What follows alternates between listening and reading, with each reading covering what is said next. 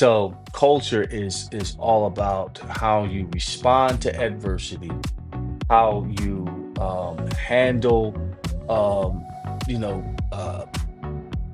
situations that come up that needs true attention in terms of discipline, and how you hold people accountable to that standard consistently.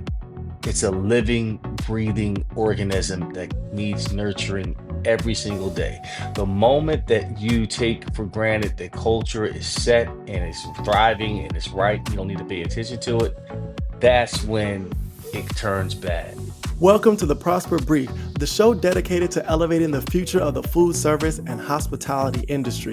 I am your host, Jeremiah Wynn, the content and marketing manager here at Prosper, and today we have a very special guest. It's none other than Eddie George. Eddie George has gone from the football field to acting to wealth management and now coaching, and he is proof that you can be a great leader in every facet of life. Today we're going to be discussing how setbacks and discipline can shape great leaders, and Eddie is the perfect person to have this conversation with.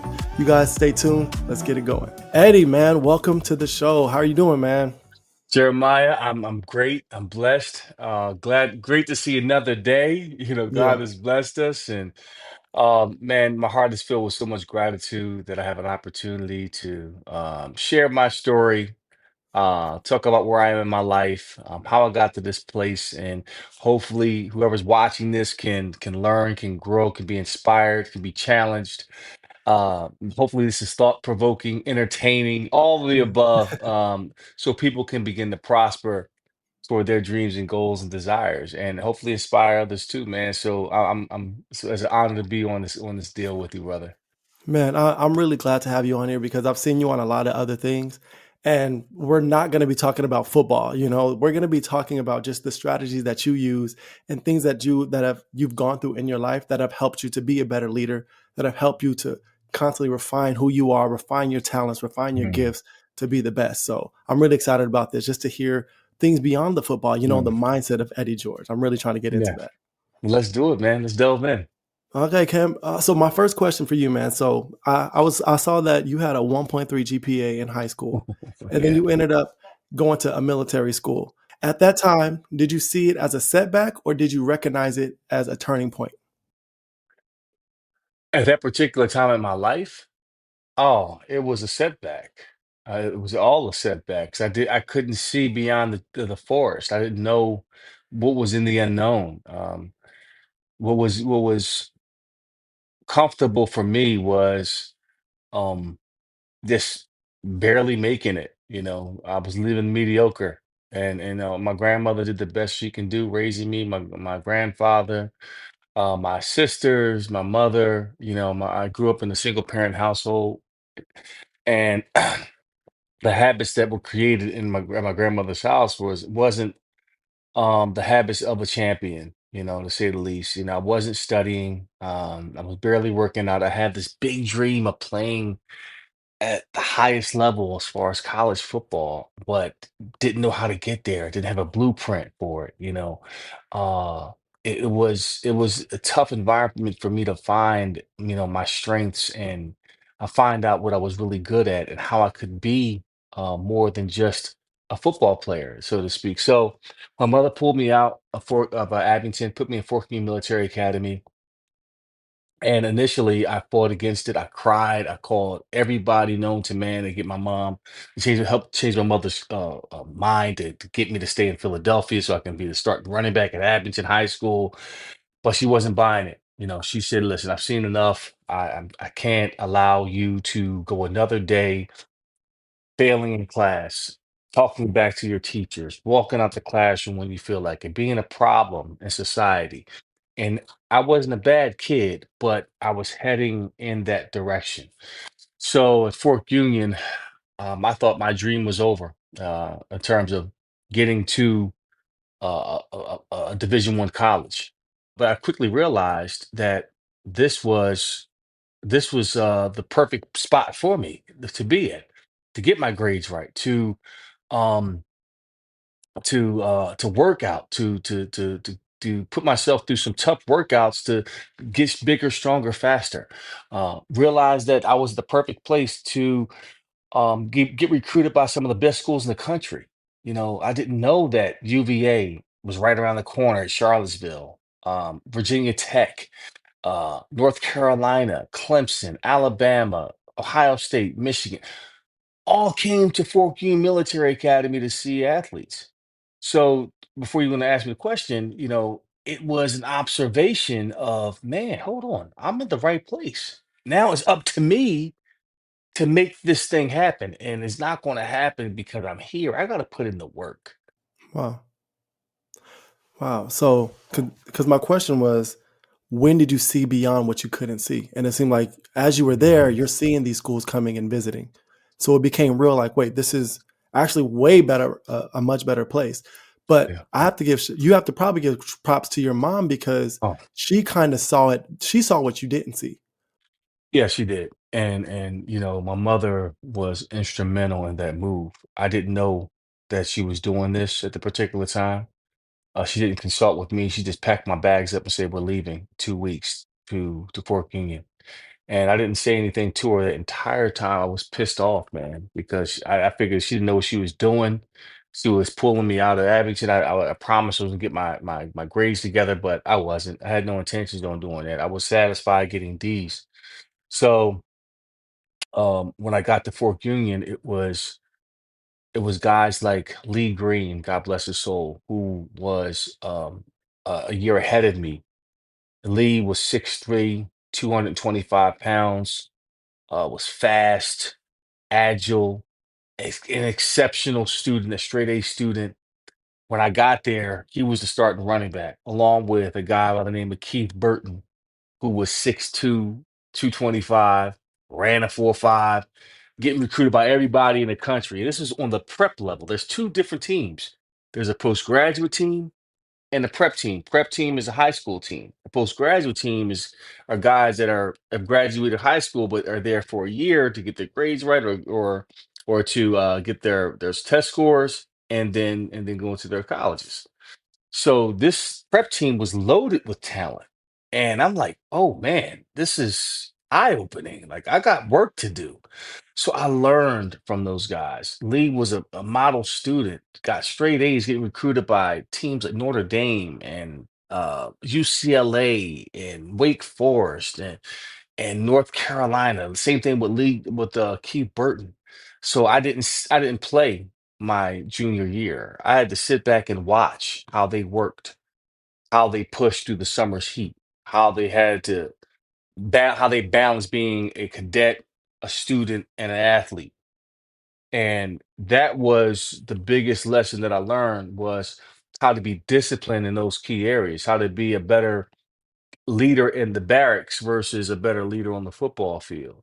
So all of my lessons were learned in the barracks where life happened and with the other cadets and watching them work and watching them grind, the other postgraduates that were there like Ernest Dixon and Craig Hodges. I mean, these names probably don't mean anything to you now, but back then these guys were going to Virginia Tech, South Carolina, Georgia, Andre Booker. I mean, guys that were fast, physical, and I had no chance of going to those places. I had to look at D2, D3 schools the way I was going. So in that environment it was highly competitive. And if you wasn't working out, if you wasn't striving to be the best, man, you was getting left in the dust. So that was woof. When I look back on it now, that was the perfect place for me to swim and to get my into sharpen iron. I mean, just imagine, a kid that has ability, has talent, but he's not the fastest, not the strongest, but he has a heart full of ambition and wants to be the best. So I had to go in there and get tough. I had to get tough. I had to get mentally, physically, spiritually tougher. And I owe a lot of credit to my mom and Coach Sullivan and the people at Fort Union for helping me develop at that point in time because that was the impetus for where I am in my life today. So that I love that.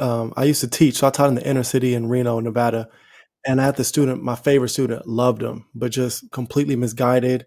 He ended up lying on me to his mom, and she came ready to fight me and stuff like that. And then like fast forward 4 years, and I would try to pour into this kid. He just nothing really stuck. 4 years later, I'm working in a jail as a chaplain, and I see him mopping the floor because he got in jail. And I called his name, he ignored me, and then he later apologized to me.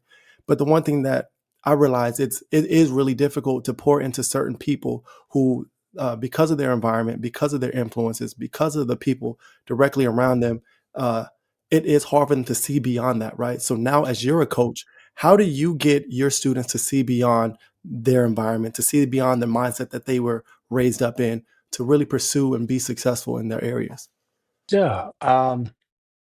It's funny you say that because I'm in a period where I'm doing a lot of doing some self-reflection and introspection in terms of how I can take my coaching ability to the next level. Um, and in that period, I've noticed that my temperament is studying and temperature, temperament and temperature, and learning my student athletes, understanding of who they are in terms of their temperament, and then based off of understanding who they are in terms of their temperament, I can then push up the temperature, turn the heat up or turn it down. Because everybody's coached differently. And that to me takes the relationship, the time to get to know these kids. And it's hard because there's 103 of them and there's only a certain amount of time in a day that I can do it. So I have to be very creative in terms of getting to know, well, how do they operate? How are they? How do they handle success? How do they handle failure? How do they love school? Do they go to school? What are their habits? So, really challenging myself to understand the kid and coach that person and coach the desires and dreams and goals that he has within himself to a high standard and not wavering off of that one bit. So, I've learned as a coach that it takes a great deal of grace, patience, compassion, discipline, love. It all comes from a place of love because I'm going to discipline you. If I'm going to, make you do physical punishment for not going to class, it comes from a place of love. It's to get your attention that this world is an unkind place and you've got to learn how to navigate through it and you're going to be met with adversity, and when you are smacked in the face with adversity, how are you going to respond? And your response needs to be a positive one. So this thing that I've been doing over time, you talked about refine, like I'm always in that state of refinement, but in that state of refinement, it's that process of the burning away of all the things that no longer serve you or serve me. And that takes a lot of heat. So when you turn that temperature up, it's going to be very uncomfortable. It's going to burn away all the stuff that no longer serves you. And you're going to get yourself at your purest form. And that takes steadfastness, just the persistence behind that. So to persist without exception. So I'm constantly, you know, looking for ways to motivate, to educate, to inspire, to hold my team, to these kids accountable at the highest level. Yeah, I love that. Study temperament and temperature. So me and my wife, we yeah. took counseling last year, and we took a temperament test. Me, my wife, my son, and we realized my son's temperament, the way that he was pretty much created to be how he was completely opposite of how I was raising him. So the things that I would treat him and things that I would do and force him to do, it was completely opposite. So after he took the temperament test and I understood him better, it allowed me to nurture that to where he could be successful because of the Mm, pressure that I'm not putting on him. You know what I mean? So like yeah. it's great that you're doing that, especially when you do have 103 kids. But my next Mhm, question is, have you ever had to move past somebody because they just couldn't get it together, as far as they're just either too difficult or yeah. they refuse to be disciplined into the structure that you're setting? Well, I would say, I never give up on a kid. And what I mean by that is I'm always going to be their coach. Anybody that comes across my desk or comes across into our program, I'm always going to be there for them. Even if they transfer out and they're no longer with the program, I'm always going to be coach to them. I'm never going to shut that door. My door is always open now. We may come to a place where this Tennessee State may not be for you. It's not for everybody. It's going to weed you out and it's going to expose you. And if you can't handle that, that's fine. But I'm never going to not, you know, um, uh, be available to a kid that has it, that's searching for advice or wants to change his ways or looking to improve, to get better, or needs an ear to listen to. That's never going to stop for me. But yes, we have situations. I've had situations where I had to say goodbye. It was necessary endings for both of us, because in order for you to get blessed, I have to let you go so you can understand, okay, this was a blessing, it's taken away. Now, how do I respond to that?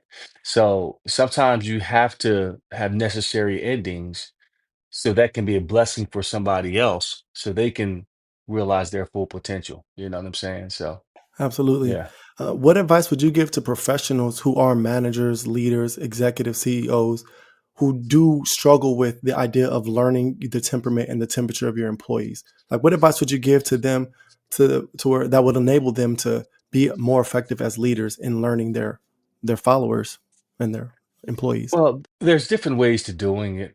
The way that I've chosen to do it is be be quick to listen, slow to speak, and slower to anger. It's a proverb. I can't remember which proverb it is, but I live by that. And what I mean by that is I first come and the elephant in the room is I am a laid back guy. I have a very laid back demeanor. You know, 9 times out of 10, that's who I am. I'm even kill.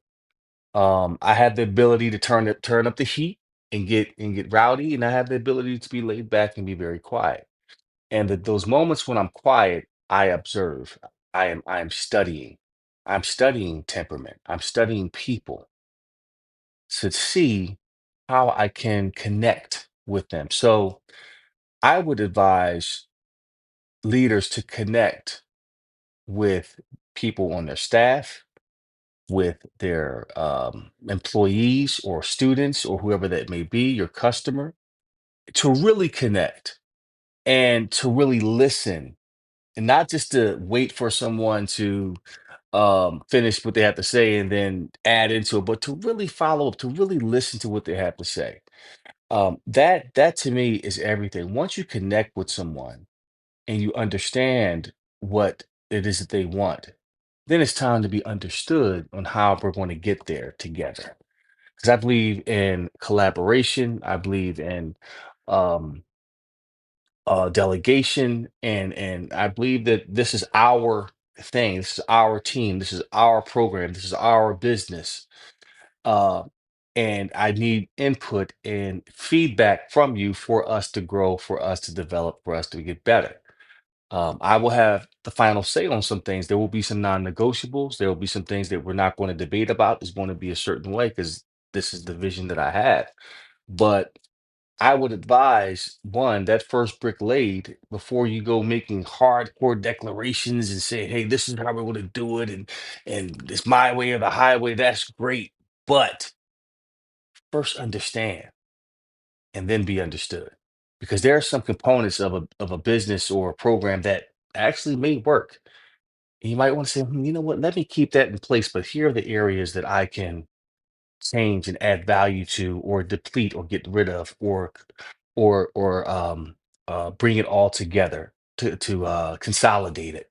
You know what I'm saying? So first, seek to understand and be understood, and that understanding is, could be a year, could be 2 years, could be a month, could be a week, but I'm more or less, going to go in to listen first and understand, then to be understood, then be understood. You said the elephant in the room is that you're laid back, but when I look at Mhm. your documentary and hear you talk about your battles with Ray Lewis, you seem very aggressive, Oh like yeah, just super assertive, dominant, alpha. yeah, So, yeah. did you have to go from a transition from player to coach to where you had to turn that laid back side on more than it was, or were you always this laid back? No, I've always been this way. But people that know me know that I can turn up in a minute. And I'm a Libra. I'm on the scale. I can either be extremely nice or I can be extremely mean. Or so it's a balance that I always strike. So I'm neither. I don't get too high or too low. I just try to maintain that. I don't. It's nothing that I say I'm going to be. this particular coach. This is who I am. I mean, this is who I am as a father, as a husband, as a friend, as an actor. Um, I'm going to always, be real in those moments because I found that if you're always on a 10 and you're always highly energetic and I mean, which is great, and you should be, and I am, but if you're always yelling and screaming and to get your point across and MFing guys and this and that, that may work for a short period of time, but that burnout, it's like, okay, you start to tune that out. So for me, I learned to, hey, I'm gonna be reasonable, sensible, but if I go to a 10, which is rare, oh, I'm gonna get your attention with that. It's not, there's no question. I'm gonna impose my will on you spiritually. You know, and that's a different realm. So you understand the difference between, okay, I got some leeway here, but with coach is dead serious on an issue where it's a non-negotiable, it's one of the non-negotiables that he has, it's going to be met with force. And you're not going to like it. You're not going to like me. And I'm cool with that. I'm fine with that. But it's done from a place of love. I'm going to call you up. I'm not going to call you out. And me calling you out, calling you up is a process of me plucking you out, putting you under that light, putting that heat on you, turning that heat up, and refine you through the process that I need you to be. And if you can't handle that heat, then it's not for you. So that's what I'm saying. Like, if you want to be the best, if you want to be elite, if you want to be great, if you want to be a champion, that's a whole nother lifestyle. And I'm showing you a lifestyle. I'm showing you a process, not a bunch of drills that you do or practice. This is a lifestyle that we are living to become champions. And you have to embrace that. So going from being a player to a coach, was there a mindset shift that had to happen? Well, there was a huge gap in time from, I didn't go straight from the field to being a coach. It was 15 years of me being developed to be a coach. Did Never thought I would be a coach, didn't desire to do it. I did other things. I was acting, got my master's in business, started my wealth management company. I'm doing my thing, loving life as that. So coaching was never on the radar for me. So I came to it differently. I came to it with a mature mind. I said, okay, it's calling me, so I'm going to come to it with all the tools that I have from being an actor, an athlete, a teacher, a wealth manager, and bring that to the table of being a coach. So my mindset was a little different. It wasn't just, oh, read, respond, and go. It's a little different than that. I bring a little element of every part of me from that, from my ability to share stories, to tell stories, to inspire, to listen as an actor, to teach. From a wealth management perspective of being an asset and a liability.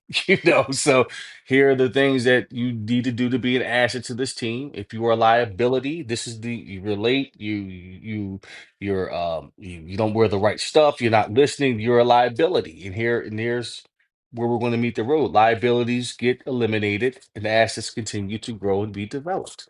So I bring all that element to the table as a head coach, and it's been very interesting because it's like, I felt very comfortable being in the seat, and because I understood it from different perspectives, different hats, and not every decision I've made has been the right one. I've made some terrible mistakes, learned a lot of life lessons, and will continue to do just that.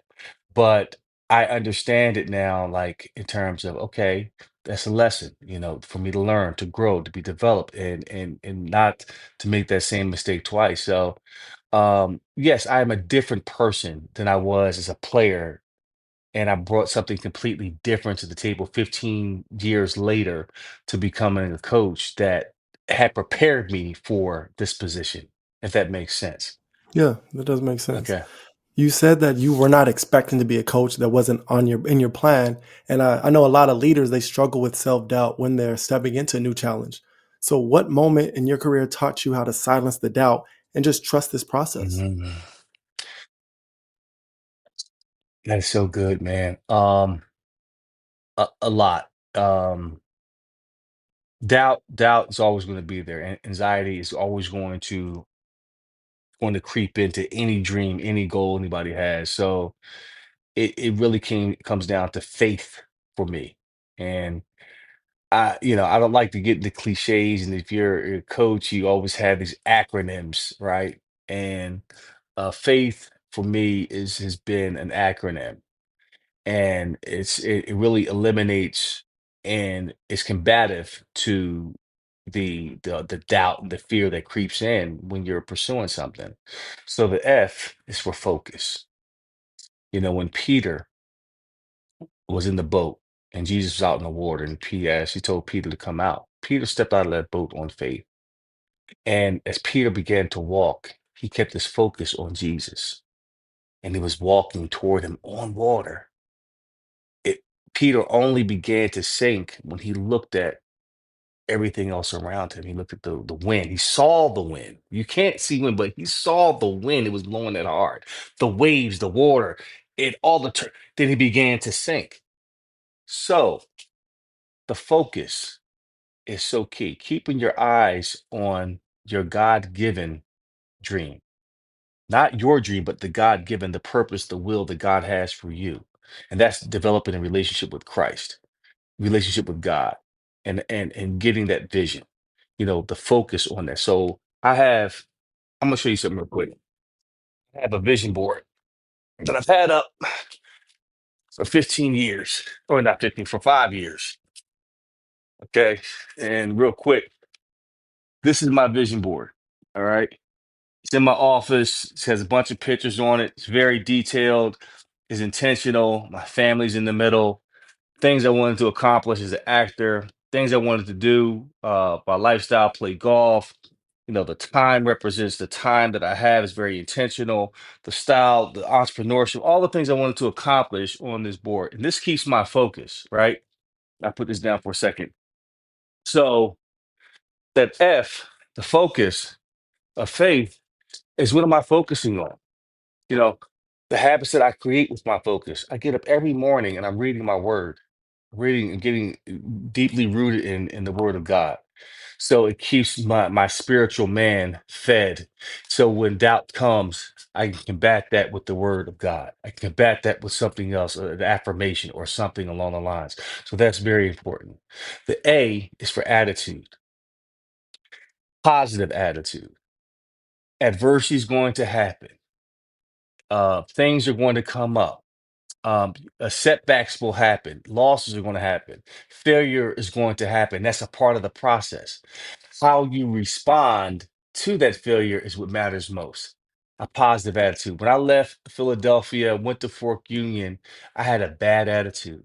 I had to shift my mindset and realize this was the best thing for me. And I ran toward that thing with a positive attitude every single day. And great things began to manifest and came to fruition for me.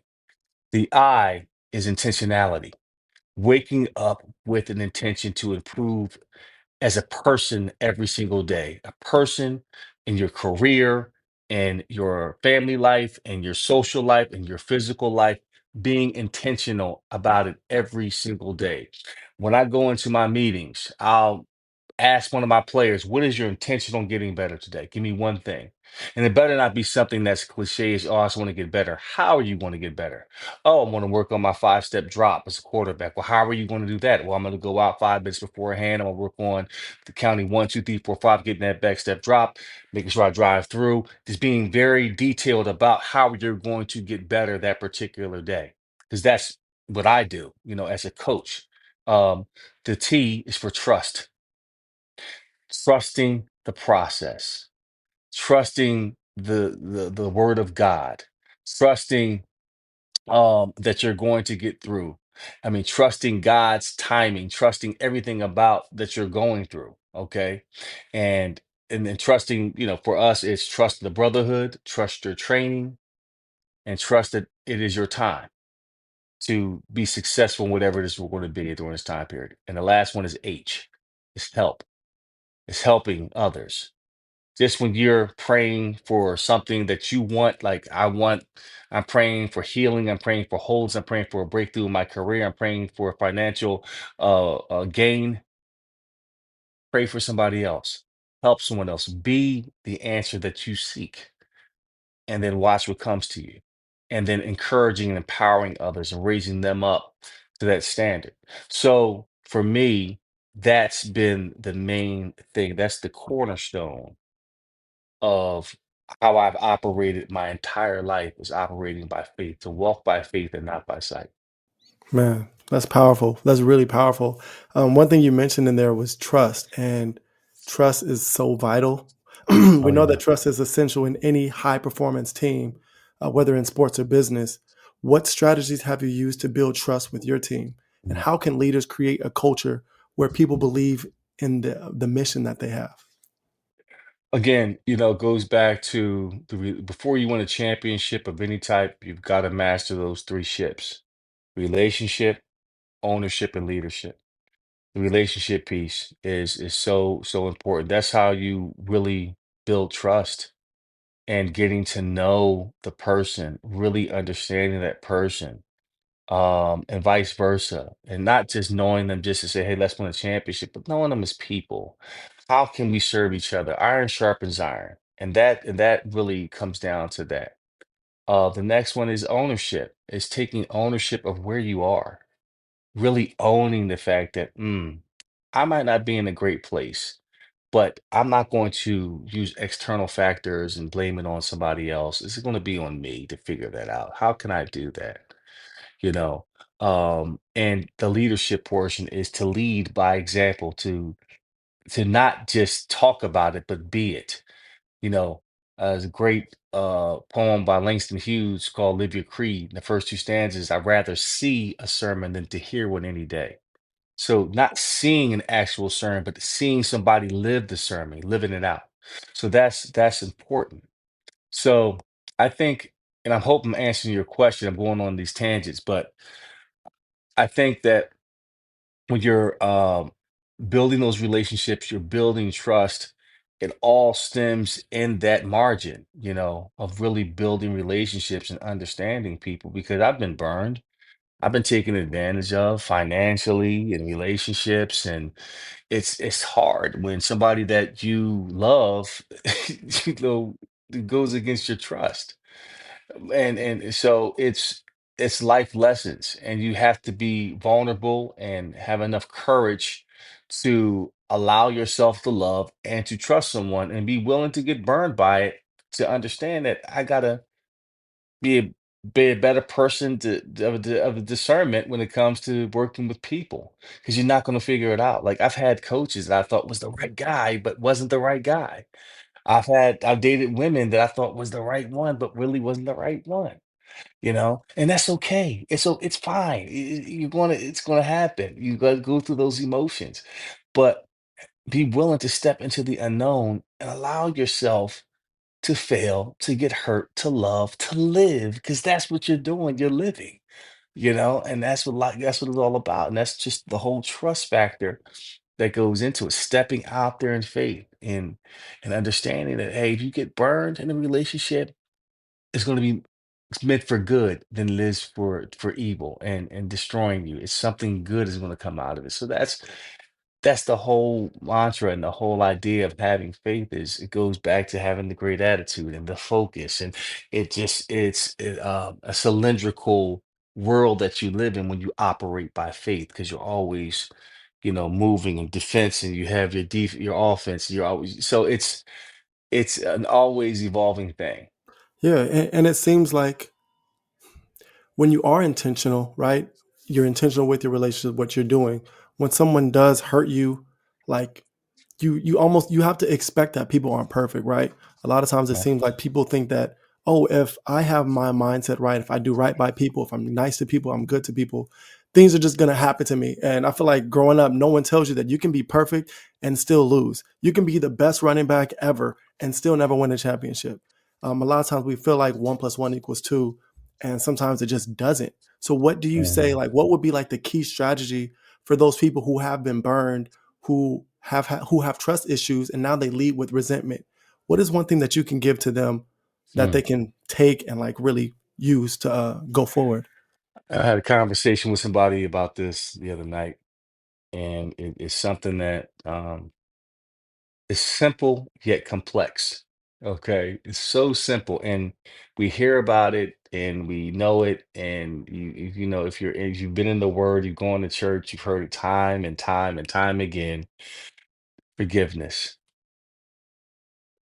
forgiveness, really forgiving somebody, and God will put you in a situation where you're going to learn how to forgive. You know, in God's prayer, it says, "Our Father who art in heaven, hallowed be thy name, thy kingdom come, thy will be done on earth as it is in heaven. Give us this day our daily bread, and forgive us our trespasses as you forgive us."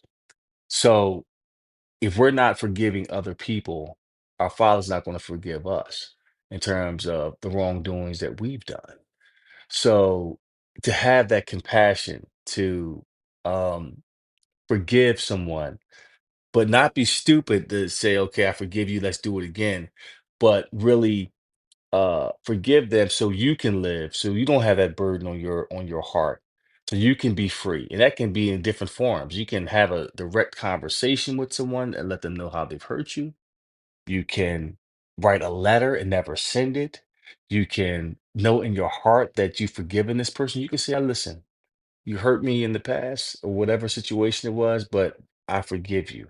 Whatever you were going through at that particular time, it was brought out on me. So it's releasing that part. And that's the part that I've learned as a coach, that I have to have grace, compassion, and use forgiveness as a tool because I wasn't perfect at one time. You know what I'm saying? And it takes away from these, you have your non-negotiables, but there's a level of understanding that there's an opportunity to teach about, hey, you made a mistake. Now let's learn from it, let's grow from it. So I would say definitely forgiveness. Well, that's such a powerful tool. I hear Steph Curry say all the time, like you have to have short term memory, and to me, that's like you have to forgive yourself for Mhm. your own mistakes that you're making. That's right. That's A right. lot of times it That's right. seems like leaders do hold on to certain things that they make, and it may cause you to become stagnant, you know? Hmm. But along with this idea of trust, there's also this idea of burnout that happens with a lot of people who are chasing a goal, chasing a dream. So my question is, how do you balance high expectations with long-term motivation as you're Hmm. leading? You know, because it's not a 40-yard dash. That's It right. could take years to get to where we're trying to do. No So how do question. you balance that and keep from being burnt out? Rest. You gotta take time to rest. I was one that no one was going to outwork me. I'm going to work 24/7, 365, and until the wheels fall off, and that doesn't work. You've got to take time to decompress. You've got to take time to walk away from whatever it is that you're doing or pursuing, and give it time to marinate and to let it breathe and go do something else. So going on vacations, finding a hobby that's completely different from what you're trying to do. Like I roller skate, I golf, I DJ, I'm always pursuing something fun. I box because it's something that takes my mind away from my job and my career. And you'll be surprised that things will come to you in in those moments. So I would suggest, you know what, take about an intentional break from your work, an intentional break from social media, intentional break from always listening to a podcast that's talking about how to make money or something in your career. Pick up a book and read a romantic novel or something inspirational, and you'll be surprised that the things that you're asking questions about or pursuing or seeking is going to speak to you. You'll find the answers in doing something completely different, but you're not working. And that's where the burnout happens, is that, you've got to take intentional time to rest and decompress and rejuvenate and renew your body, your mind, your spirit. The biggest gains when you work out are not in the weight room or not at the kitchen table. Is you've done the work in the weight room, you've eaten correctly. It's that 8 to 9 hours of rest that you're getting, that your body is replenishing, That's where the work happens. That's where the growth happens in that rest period. Then you wake up in the morning, you go, oh man, I got abs. That was the work that you put in, but you got the rest. But if you don't get quality rest, it's going to fight against you. So it's so important that you renew your mind and your spirit consistently and daily. And for me, what I do, I'm still trying to do it myself. I'm always working. I say, listen, I'm going to build out 4 or 5 days where I go to Mexico, take my golf clubs, my books and cigars, and go be and do whatever the hell I want to do and just relax. My thing is going by the water, going by the beach. I love it because I'm able to decompress and be and not focus on that. So I would suggest that you be intentional about getting those breaks and enjoying life for a little bit. Yeah, I think I'm definitely one who advocates for just rest because I've seen in my whole life where whether it be my parents or even myself, where you're just going and going and you just hit this breaking point. But Hmm. from a mental standpoint, those moments where you are under pressure and there's no time for rest, what strategies could you give us that helps you to think critically and come up with an idea and a solution, like when the pressure's right there, you have no time for rest? All right. I'll take a moment. I'll never rush into a decision unless it's extremely urgent. Um, I give myself the time and the grace to think things through. I try not to make emotional decisions in in that time. I try to give myself at least a day or a few hours to really think on it and that I'm not making an emotional decision. That's very important for me. So giving myself the time again to detach from a situation and to let it breathe for a moment, whether that's 5 minutes, 10 minutes, 2 seconds, allow discernment in the spirit to come in and help guide you in these decisions. So that's what I do on a consistent basis. So if I have to make a quick decision, I try to come from a place of discernment. That's what I rely on. So one thing that's cool about football is there's a lot of different coaches, right? You have Hmm. the defensive coordinator, the offensive coordinator, special teams coach. You have like essentially you have trusted advisors who you trust that hey, I have the overall vision of where we're going, and I need you to put your department there. So what would you say to leaders who are struggling with how to build a team and an infrastructure that's going to help them be successful throughout the organization? That's good, man. I would say what I've done and what I've done this year is um, I compartmentalize everything that I do, and an example of that is stuff that I've worked on. Like as an example, this is for a team that I was, interviewing for, and I break everything down. So from players, coaches, roster management, schedule, sports performance, equipment, athletic training, recovery. So I break all that down, then I grade it. From five being the absolute best to one that I can do without. And I'm very honest about that. And I'll get feedback from each department in terms of how would you grade the coaches, players, and so forth, blah, blah, blah.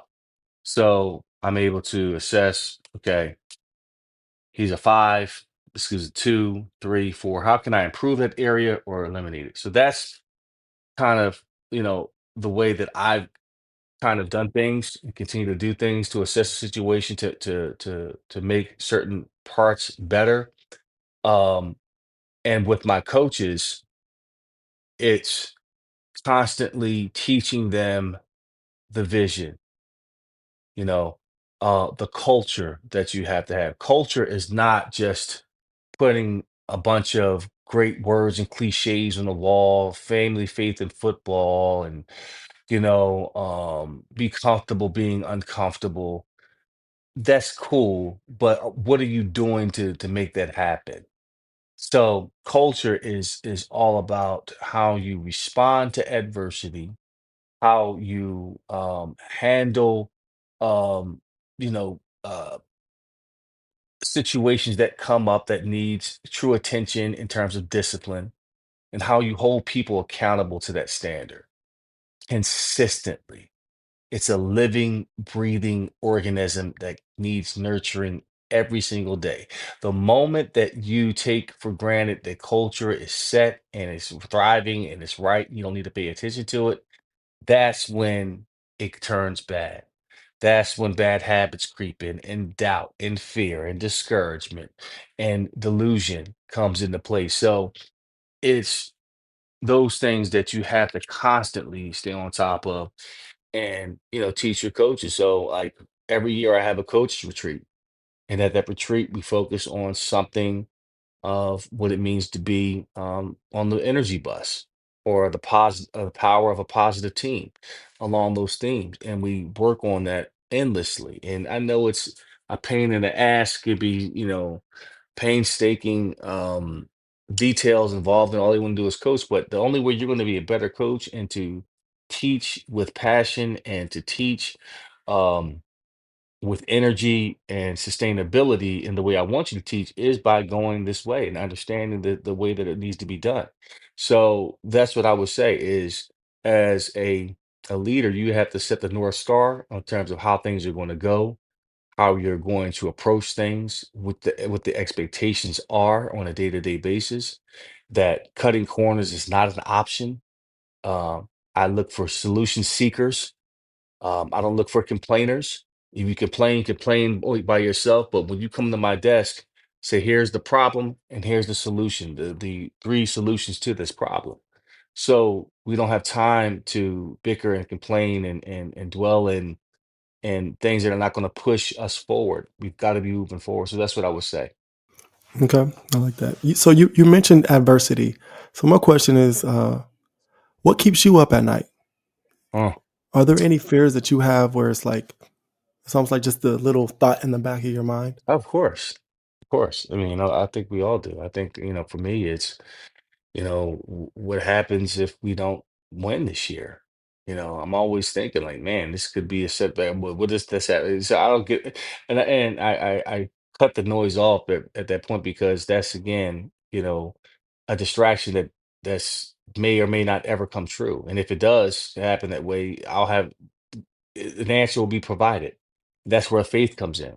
So what keeps me up at night now is how do I improve?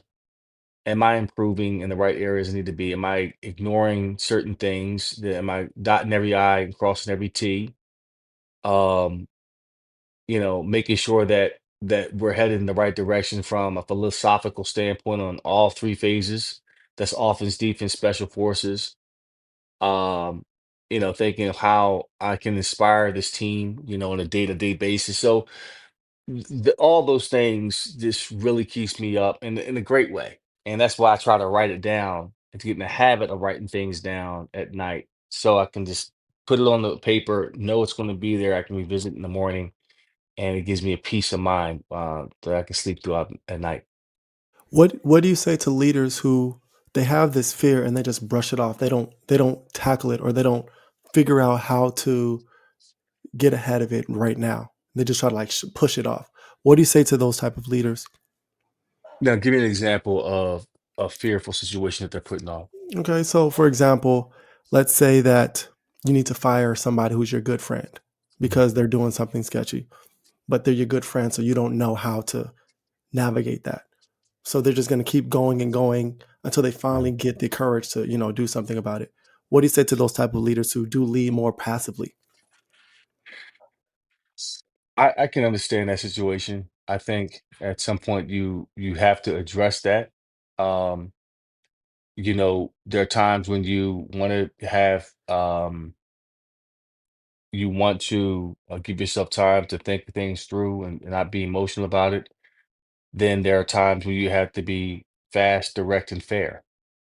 And I've been in that position where I had to fire a good friend, and I had to ask myself the question: what is the ultimate vision for this? What is the mission here? It's to provide our kids with the best resources and to put them in the best situation that they can thrive as people, to reach their full potential. And is this person helping me get there? So ultimately, the mission supersedes my relationship, the way I feel about them, because it's not the right fit.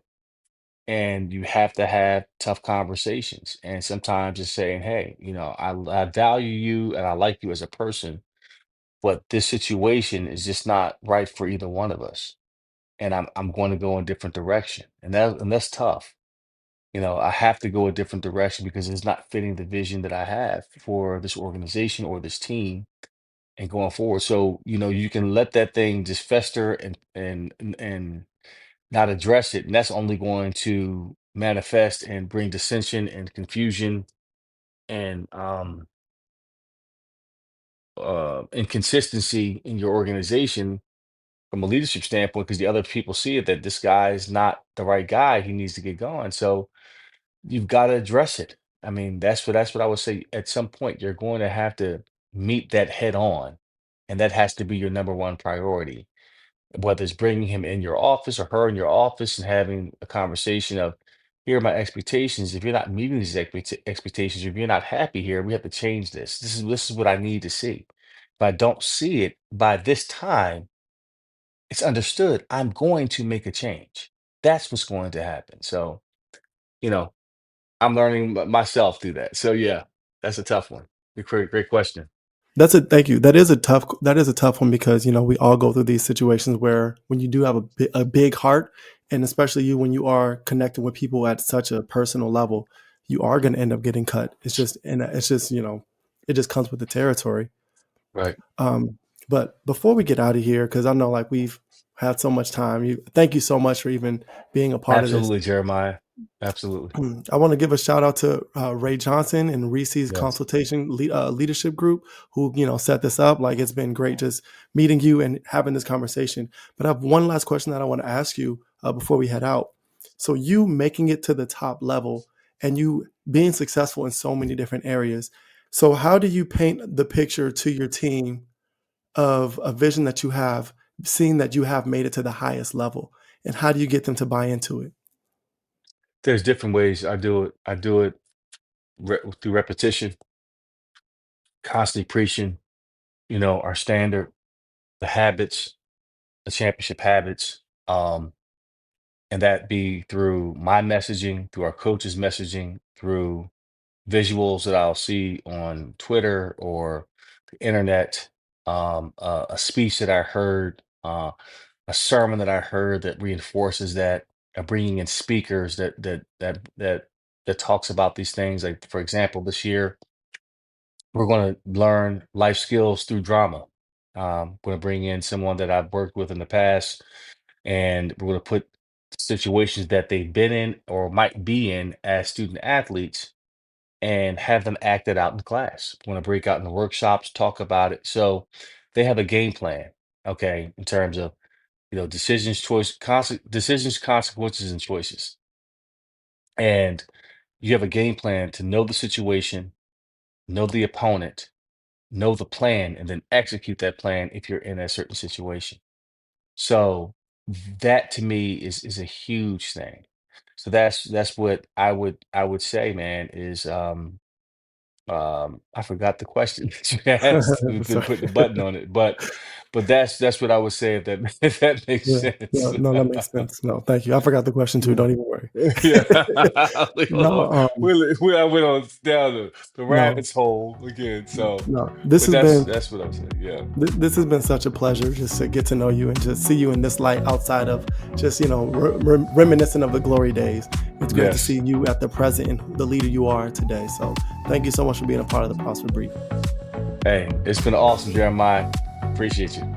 We hope you found valuable takeaways to apply in your own organizations. If you enjoyed this episode, be sure to subscribe to the Prosper Brief on your favorite podcast platform. We'll see you next time here on the Prosper Brief.